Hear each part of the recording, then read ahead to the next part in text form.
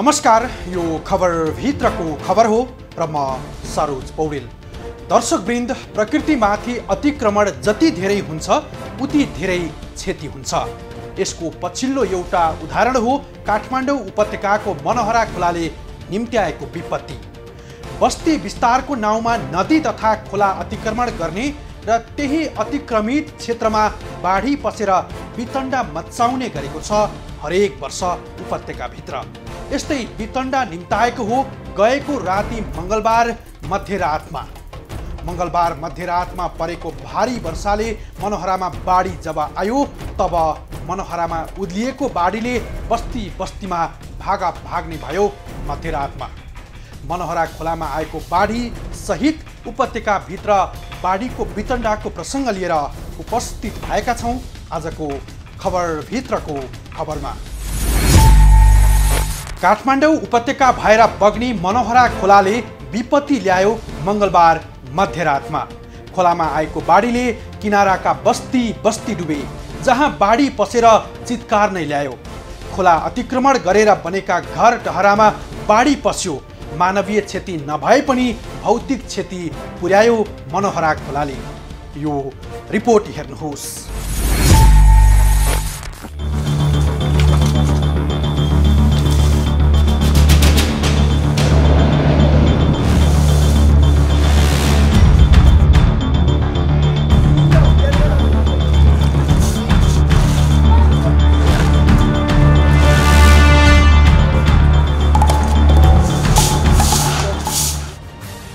मनोहरामा बाढीको वितण्डा, खोला अतिक्रमणले निम्त्यायो विपद। मनोहराले गैराती मच्चाएको वितण्डाले खोला किनारमा चित्कार नै ल्याइदियो मध्यरातमा। मनोहरामा उर्लिएर आएको त्यो बाढीले भागाभाग बनायो मनोहरा किनारका बस्तीमा, जहाँ घरहरू डुबान भए बाढीले जमिन कटान पनि गर्यो, जसले त्रास फैलायो उपत्यकाको मनोहरा खोला किनारमा। अब पोहोर पनि यस्तै बाढीले भेटेर यस्तै भएको थियो। क्षतिपूर्ति भेट्नेले बोल्नु सक्नेले चाहिँ भेट्यो। हामी दुखी गरिबहरूले चाहिँ त्यति सहयोग पनि पाएनौँ हामीले। यसपालि पनि झन् पोहोरभन्दा डबल भएको छ।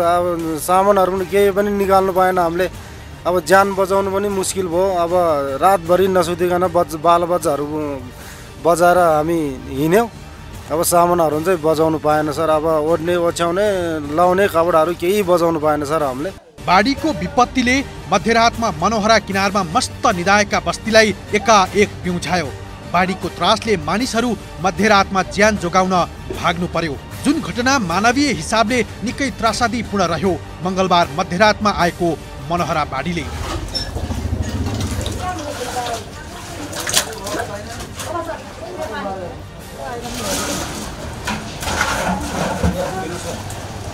तर यहाँ सत्य कुरा यो हो कि जुन सत्य कुरा तितो पनि लाग्न सक्छ, तर सत्य यही नै हो, जहाँ मनोहरा जस्ता खोलामाथि मान्छेले गरेको ज्यादतीको परिणति नै हो मध्यरातमा मनोहरामा आएको बाढी वितण्डा पनि। अति गरे क्षति हुन्छ भने झैँ खोलाले आफ्नो आकार लिन्छ, त्यो कति बेला लिन्छ भन्ने मात्रै हो। किनकि प्रकृतिले आफ्नो प्रणालीलाई सन्तुलनमा राख्न बाढीको रूपमा आएर मानवीय तथा भौतिक क्षति पुर्याउने गर्छ। त्यही प्रवृत्ति नै थियो मंगलबार मध्यरातमा मनोहरामा आएको बाढी पनि।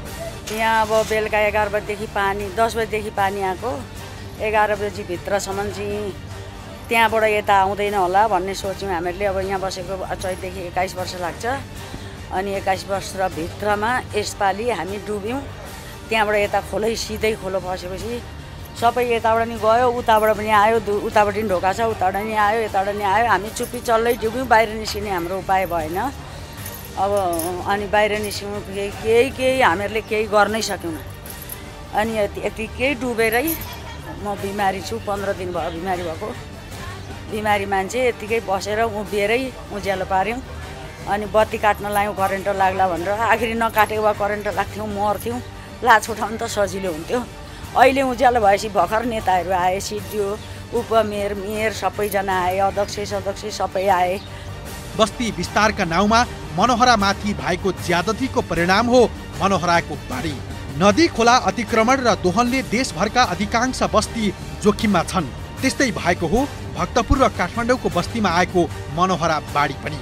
काठमाडौँ उपत्यकामा नदी खोला अतिक्रमण दोहन भएको छ, जसको परिणामतः नदी खोलामा बाढीको आतंक निम्तने गरेको छ। मंगलबार राति परेको अविरल वर्षाका कारण काठमाडौँ उपत्यका भित्रका अधिकांश नदी तथा खोलामा बाढी आयो। त्यसमा पनि काठमाडौँ र भक्तपुरको सिमाना भएर बग्ने मनोहरा खोलामा बाढीले वितण्डनाइ मचायो। किन खोला बस्तीमा पस्यो त? उपत्यकाको खोलामा आएको बाढी 20-30 वर्षमा एक पटक आउने बाढी हो। जब अकस्मात आउने नदी र खोलाको बाढीले नदी करिडोरका नाउँमा दुवैतर्फ लगाइएका पर्खालले थाम्न सक्दैन, तब खोलामा आएको बाढी बस्ती बस्तीमा पसेर वितण्डा मचाउने गर्दछ। गएको मंगलबार राति मनोहरामा आएको जस्तो बाढी केही वर्ष अघि हनुमन्ते खोलामा पनि आएको थियो।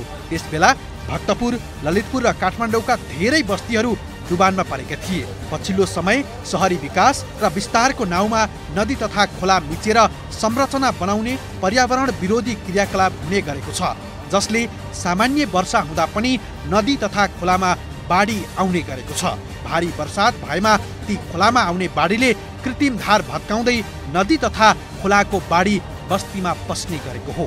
दुईटा पार्टबाट हेर्नुपर्छ। एउटा चाहिँ यो योजनाबद्ध विकास भएन हैन, त्यसपछि गएर जुन निर्माण मापदण्ड भनेर छ पालिकाहरूले लागू गर्नुपर्ने त्यो निर्माण मापदण्डलाई राम्रोसँग पालना गरिएन हैन। स्वीकृति दिने, निर्माण मापदण्ड अनुसारको स्वीकृति दिने, संरचना बन्ने, त्यसलाई मिचेर संरचना बन्ने, अनि त्यसलाई चाहिँ तपाईँको हामीले त देखेनौँ भने तर ठुल्ठुलो चाहिँ स्ट्रक्चरहरू संरचनाहरू बनिराखेको छ। त्यसले गर्दाखेरि यो नदीको जुन एउटा बहावको एउटा कोर्स हुन्छ, एउटा बाटो दिन्छ त्यसले होइन, त्यो बाटोलाई हामीले मिचेर चाहिँ काम गरिसकेपछि त त्यसले जहिले पनि भयावह रूप लिने स्थिति भइहाल्छ होइन। त्यस कारण यो योजनामा आधारित चाहिँ मतलब के भने शहरी व्यवस्थापन कार्यान्वयनमा रहेन, त्यसको समस्या हो। पहिलो कुरा त अलिकति इच्छा शक्ति पहिला राख्नु पऱ्यो कि हामी यसलाई सुधार गर्नुपर्छ भन्ने हिसाबले होइन। त्यसो गरेपछि यसको चाहिँ जुन वाटर सेड भन्छ, जलाधार व्यवस्थापन, यसको चाहिँ मतलब पानी काठमाडौँमा पानी आउने कहाँबाट, त्यो आउने पानी जान्छ कहाँ भन्ने हिसाबले त्यो पानीको चाहिँ जुन जलाधार हो त्यसलाई हामीले लिएर गयौँ भने बल्ल त्यसले चाहिँ सुधारको लागि बाटो दिन्छ होइन। नभए त यत्रो पानी पर्छ, परेको पानी गएर जम्ने ठाउँ त छैन भनेपछि जहाँ होचो छ त्यो होचो ठाउँमा गएर चाहिँ यो जम्ने भयो। अर्को जम्मै नदी, साना नदीहरू चाहिँ तपाईँको जस्ता टुकुचा जस्ता लगायत चाहिँ खोलाहरूमा हामीले चाहिँ माथिबाट चाहिँ स्ल्याब हालेर छेकिदियौँ। अब पानी त त्यहाँ जान खोज्छ, उसको हिँड्ने बाटो त त्यही नै हो। अब त्यो बाटोको वरिपरि भएको तल भरेर आएको पानी त अनि जहाँ जहाँ निक्लिने ठाउँ पायो त्यो माथि आउनु परिहाल्छ होइन। त्यसले गर्दाखेरि त्यही स्थितिलाई हामीले राम्रोसँग नहेरेको मेलम्चीमा पनि गएर बस्तीहरू बसेको त्यसैले गर्दाखेरि गयो।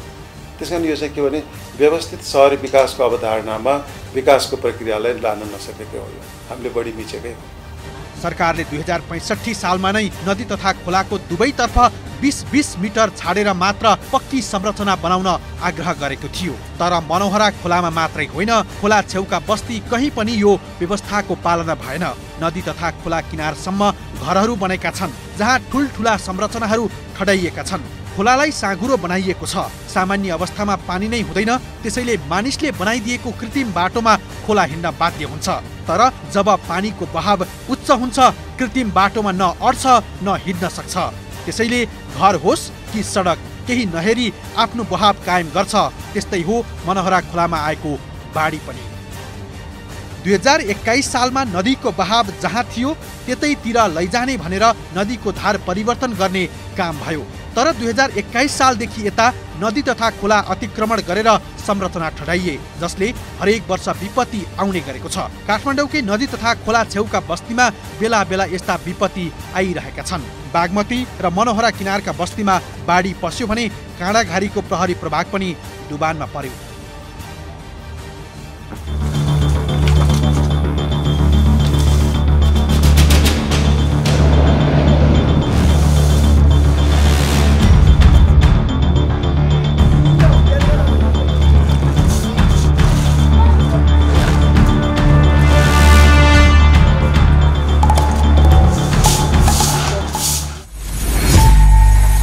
उपत्यकामा निर्मित ती भद्रकुल संरचनाकै कारण बाढी उर्लिएर आउँछ सानोतिनो वर्षाले पनि। हिउँदभर पानीको काकाकुल हुने उपत्यकामा वर्षातमा भने सडकदेखि घर घरमै पानी पुग्छ आकाशको पानीमा ढल मिसिएर। दिगो शहरी विकासको अभावमा उपत्यका अस्तव्यस्त नै छ। त्यसैमा पनि भद्रगोल संरचनाकै कारण उपत्यकामा हरेक वर्ष आउने सङ्कटको प्रसङ्ग लिएर उपस्थित हुनेछौँ एकैछिनको विश्रामपछि। हुन त उपत्यकामा वर्षापछि निम्तने विपत्ति नयाँ त होइन, किनकि उपत्यकावासीले हरेक वर्ष यस्तै नियति भोग्नु परिरहेको छ। कहिले हनुमन्ते खोलाको वितण्डा त कहिले मनोहराकै वितण्डा भोग्न बाध्य छन् उपत्यकावासी। सहरीकरणको नाउँमा जथाभावी बस्ती र बस्तीका नाउँमा अव्यवस्थित ढल सडक निर्माण जसले गएको मङ्गलबार राति मनोहरामा आए जस्तै बाढी विगतमा पनि आएका थिए। यो रिपोर्ट हेर्नुहोस्।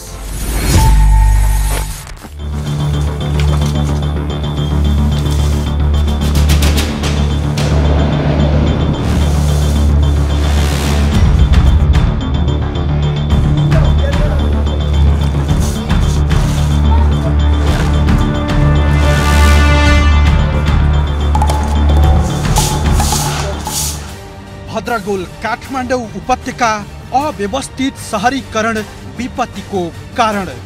देशको राजधानी काठमाडौँ, यहाँ कति मानिस अटाइरहेका छन् त्यसको एकिन आँकडा छैन। यद्यपि स्थायी अस्थायी गरी करिब 60 लाख मानिस बस्ने यो उपत्यका राजधानी भएर पनि समस्या नै समस्याको पोको बनेको छ। खास गरी अदूरदर्शी विकास पूर्वाधारसँगै बस्ती विस्तारले हरेक वर्ष समस्या चुनिदो छ, जहाँ बर्सातमा डुबान, हिउँदमा प्रदूषण, खानेपानी, फोहोर, ढल निकास र यातायात यहाँका जल्दा बल्दा समस्या हुन्। पछिल्लो समय राजधानीको सडक विस्तारका लागि उल्लेख्य काम भए पनि ती सबै विपत्ति निम्त्याउने कारण बनेका छन्। उपत्यकामा कति किलोमिटर कति चौडाइको सडक खाँचो छ, जहाँ कति मानिस बस्न योग्य छ।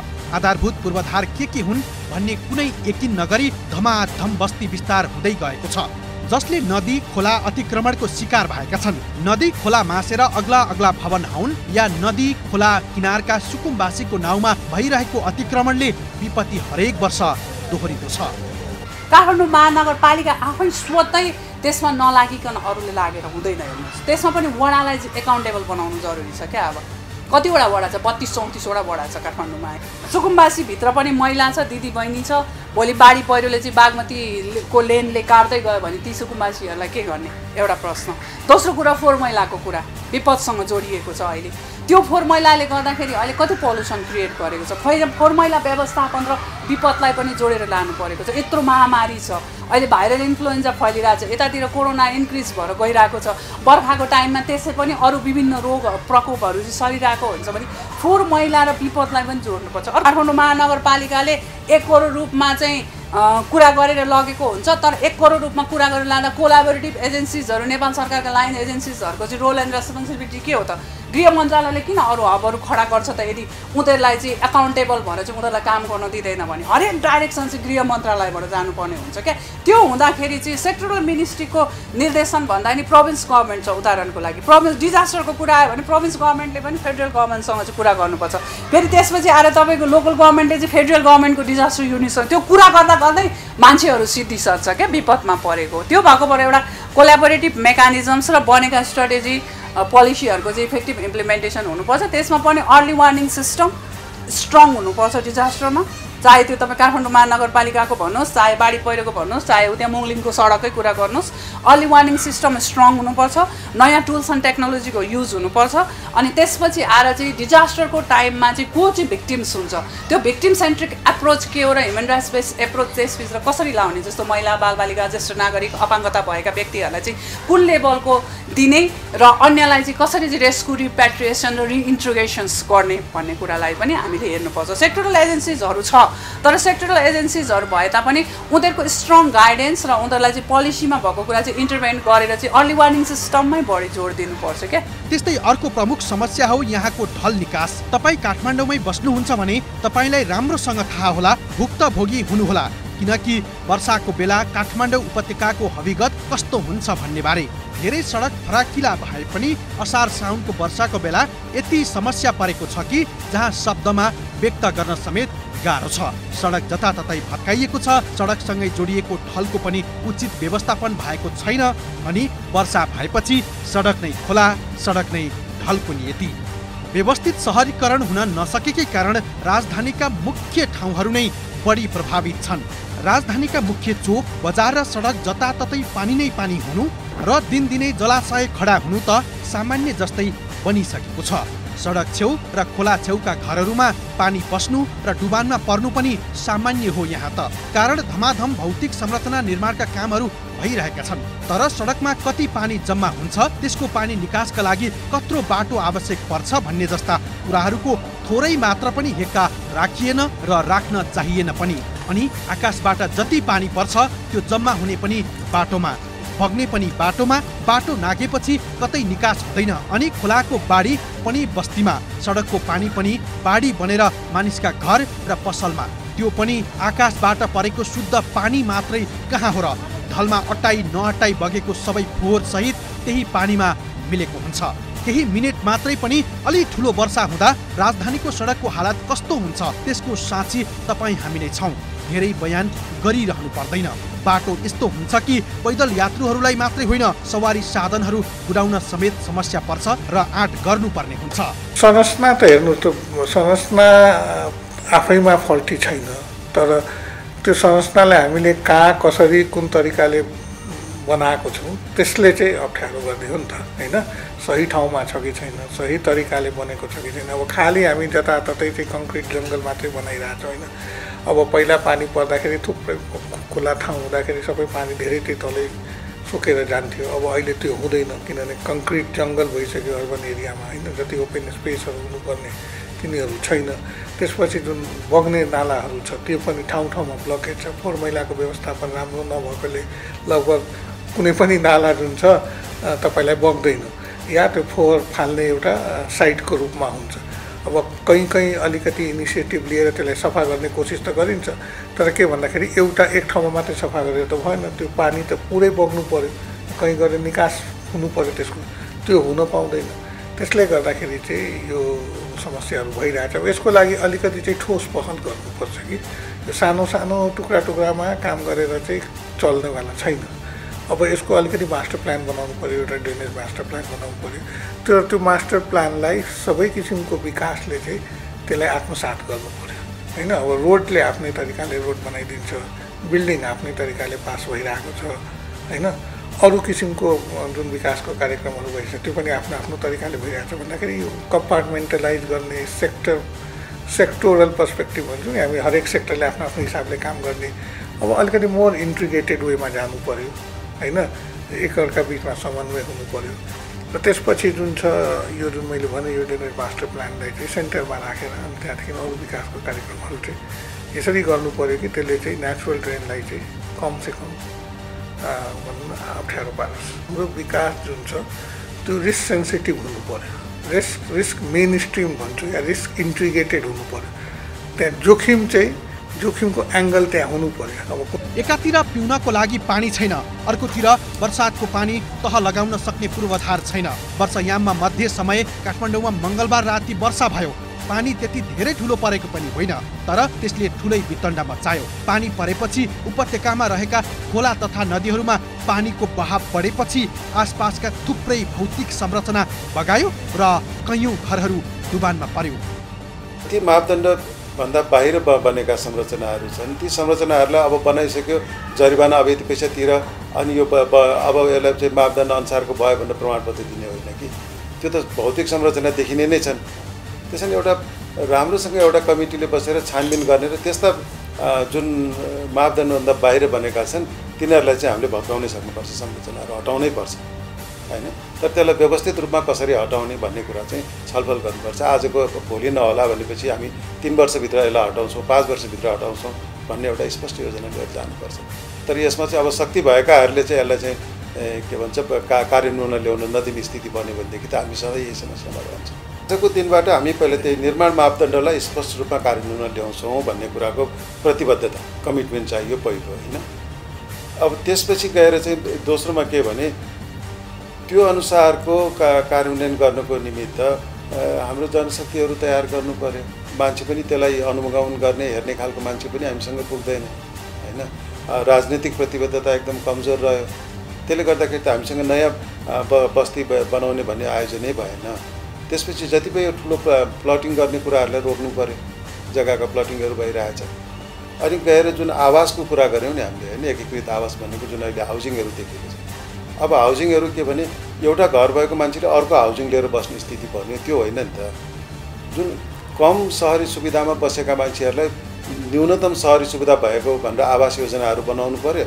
त्यो न्यूनतम सहरी सुविधा भएको आवासमा पहिलो प्राथमिकता दिएर त्यो जस्तो सुकुम्बासी बस्ती भनेका मान्छेहरूलाई त्यतापट्टि सार्नु पर्यो, अनि सुकुम्बासी एरियालाई खाली गर्दै लानु पर्यो होइन। यो त हामीले योजनाबद्ध रूपमा गर्नुपर्ने विकास हो। राति केही बेर यो परिणामको पानी पर्दा त काठमाडौँको हालत यस्तो हुन्छ भने यस्तै पानी निरन्तर केही समय पर्यो भने अवस्था कस्तो होला। फेरि यो समस्या तत्काल सिर्जना भएको नयाँ समस्या पनि होइन। त्यसैले विभिन्न कारणबाट जोखिममा रहेको काठमाडौँ उपत्यकामा तीव्र रूपमा घरहरू थपिरहँदा र भौतिक संरचनाहरू निर्माण भइरहँदा बाढीको प्रकोपबाट बस्ती जोगाउन दीर्घकालीन सहरी विकासको नीति नबन्ने हो भने हरेक वर्ष घर घरमा खोलाको बाढी बसेर डुबायो भन्ने खबर सुन्न बाहेक अरू विकल्प नहोला कि?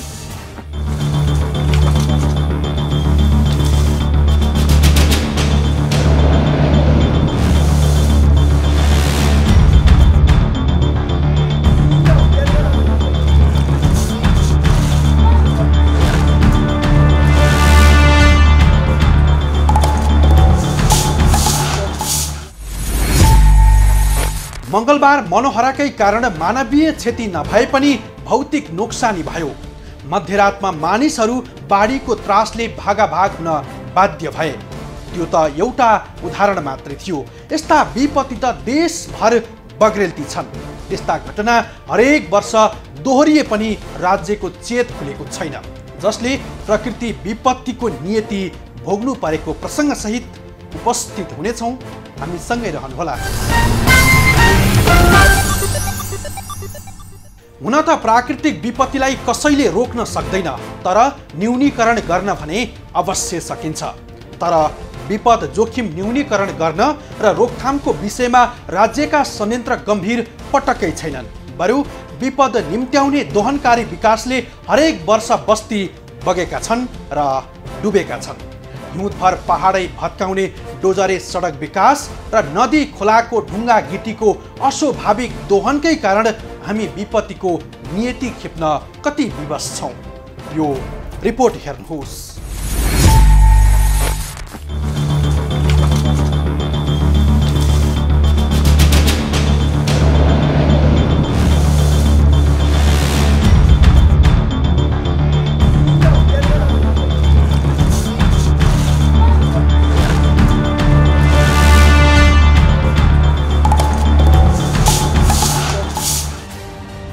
उपत्यका भित्रका पहाड हरेक वर्ष कोपिएका दृश्यले के सङ्केत गर्छ भने प्रकृतिमाथिको अत्याचार थामिन सक्नु छ। घर घडेरी हुन् या विकासका नाउँमा डोजरले चिथुरिएका छन् पहाड। विकास र बस्तीको नाउँमा प्रकृतिमाथि लुट छ हरेक वर्ष। प्रकृतिमाथिको यस्तै ब्रह्मलुट जे भइरहेको छ, यसले भोलिको सङ्कटपूर्ण भविष्य मात्र होइन, आजकै दिनमा विपत्तिहरू देखिन थालेका छन्। यस्तो विपत्ति निम्तिनुको मुख्य कारण नीति निर्माण तहमा बस्नेहरूकै गैर जिम्मेवार र क्षणिक स्वार्थले हो।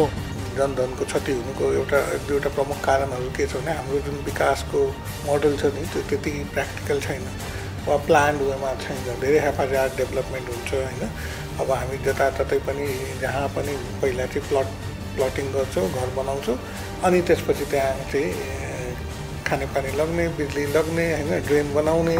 त्यसलाई यो जति यो ड्रेनेज सिस्टम छ नि यहाँको त्यो चाहिँ प्लान्ड वेमा छैन वा त्यो चाहिँ भनौँ न कहीँनिर इन्क्रोच भएको छ, कहीँनिर ब्लकेज भएको छ, कहीँनिर चाहिँ अब त्यसलाई त्यही माथि घरहरू बनिदिएको छन् होइन। त्यसै लागि चाहिँ अब ठाउँ त्यसको जुन फ्लो हुनुपर्ने होइन, अब जुन स्लोपहरू मेन्टेन गर्नुपर्ने ती कुराहरू चाहिँ व्यवहारिक छैन, जसले गर्दाखेरि चाहिँ हरेक वर्ष हामी चाहिँ डुबानमा परिरहेको छौँ। अब त्यसबाट हामी सिप पनि लिइरहेको छैनौँ होइन। र त्यसलाई चेक गर्नको लागि खालि सर्ट टर्म उपायहरू मात्रै हामी खोजिरहेछौँ होइन। अलिकति लङ टर्म भिजनको साथ चाहिँ त्यसको पर्मानेन्ट सल्युसन खोज्नेतिर हामी कम ध्यान दिइरहेछौँ। उपत्यकाको चारैतिरबाट यसरी कोरिँदै गएका कालान्तरमा प्राकृतिक प्रकोपले पार्ने असरलाई अलिकति पनि पटक्कै ख्याल गरिएको छैन। बरु बस्ती विस्तारका नाउँमा पहाडको विनाश मात्रै गरिएको छैन, उर्वर खेतीयोग्य जमिनमा समेत धुजा बनाइएको छ, जसको परिणाम बाढीको वितण्डाले आतंक निम्त्याउने गरेको छ। हरेक वर्ष उपत्यकाको उर्वर भूमि सखाप पारेका जग्गा दलालहरूले वन जङ्गल पहाड पनि छाडेका छैनन्। वन क्षेत्रको समेत विध्वंस गरी पानीका मुहान सहित पर्यावरणमा समेत खलल पुगेको छ। हिउँदमा पानीको काकाकुल, बर्सातमा बाढीको वितण्डा निम्तिँदै आएको छ, तर पनि राज्य यस विषयमा पटक्कै गम्भीर छैन।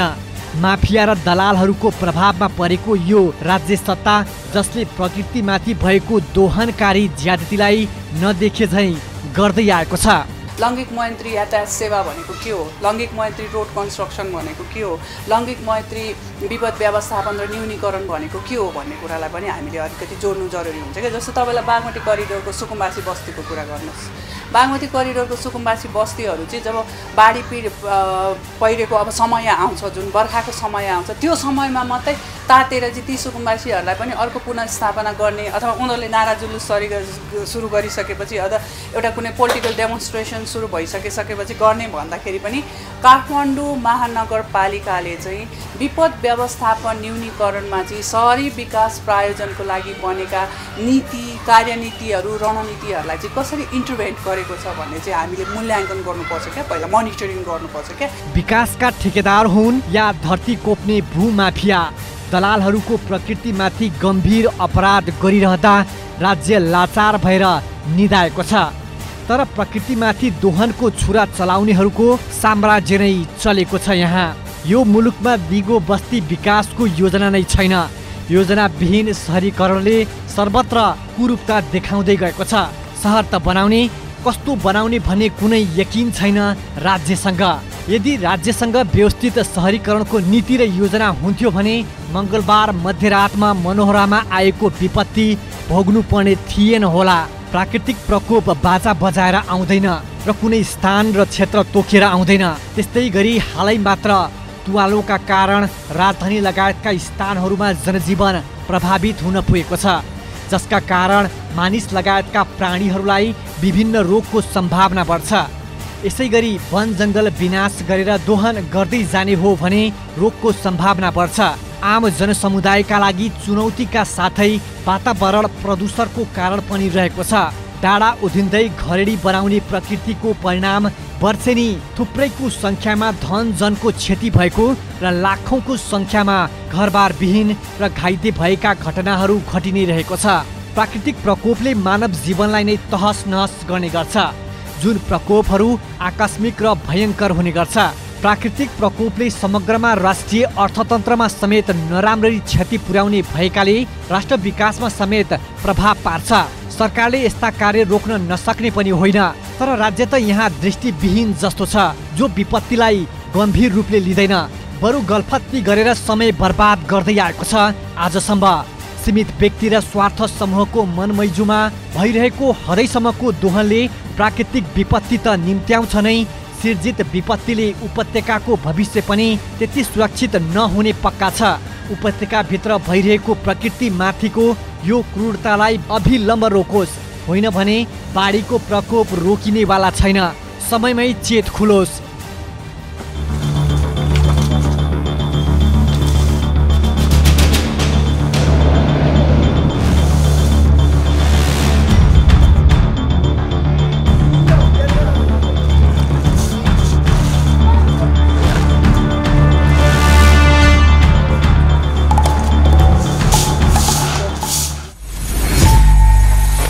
विपद जस्तो विषयमा हरदम चनाखो हुनुपर्ने हामी संरचनाहरू प्रकोपले क्षति पुर्याइसकेपछि बल्ल तातिन्छौँ, जति बेला विपदले ठुलो क्षति पुर्याइसकेको हुन्छ। देशभर भारी वर्षा भइरहेको छ। यति बेला धेरै स्थानमा बाढी, पहिरो र डुबानको समस्या छ। यस्ता समस्या विगतमा पनि नभएका होइनन्, तर त्यसको न्यूनीकरणमा राज्यका निकायहरूको कानमा बतास चलेन, जसले गर्दा यस वर्ष पनि उही नियति दोहोरिएको हो, मनोहराको जस्तै विपत्ति। हवस् त आजलाई यति नै। भोलि अर्को खास विषय लिएर उपस्थित हुनेछौँ। खबरभित्रको खबरको लागि हेर्दै रहनुहोला एभी न्युज खबर। नमस्कार।